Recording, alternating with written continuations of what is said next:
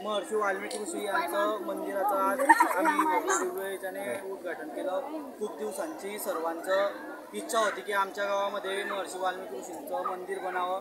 त्यात सर्वांचा सहभाग होता, गावकरी मंडळी, सर्व ज्येष्ठ श्रेष्ठ सर्वांनी याच्यामध्ये सहभाग देऊन सर्व परिवारांनी सहकार्य केलं आणि हे आज जे स्वप्न होतं सर्वांचं ते साकार झालं।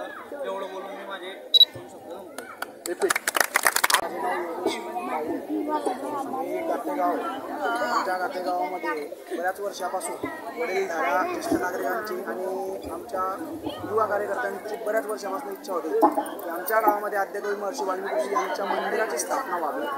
आज ते वडीलधाऱ्या लोकांचं आणि आमच्या समाजाचं स्वप्न साकार झालेलं आहे। आमच्या गावाला यात्रेचं स्वरूप मिळावं आणि या वाल्मिकी ऋषीच्या दर्शनासाठी 24 तास आम्ही हे मंदिर ओपन ठेवू। ज्या भाविकांना या दर्शनाचा लाभ घ्यायचा असेल त्यांनी कधी केव्हाही आणि केव्हा पण इथं दर्शनाला येऊ शकतात अशी आमची सर्वांची इच्छा आहे। आणि दुसरी गोष्ट सांगायची म्हटलं म्हणजे गातेगावाचं नाव हे पारंपरिक गाजतच आलेलं आहे। आमच्या गावामध्ये युवा पिढीने जो कार्यक्रम हातामध्ये घेतला तो कार्यक्रम कोणत्याही पद्धतीने कशाही प्रकारे आम्ही पाळत असतो। तो मग सार्वजनिक जयंती असो, श्रीराम जयंती असो किंवा वाल्मिकी जयंती असो, आतापर्यंत आमच्या गावामध्ये आम्ही फक्त वाजत गाजतमध्ये मिरवणूक ही काढत होतो।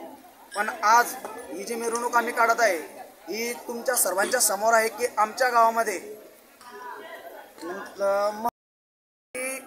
राम जन्माच्या अगोदर रामायण लिहिलं हे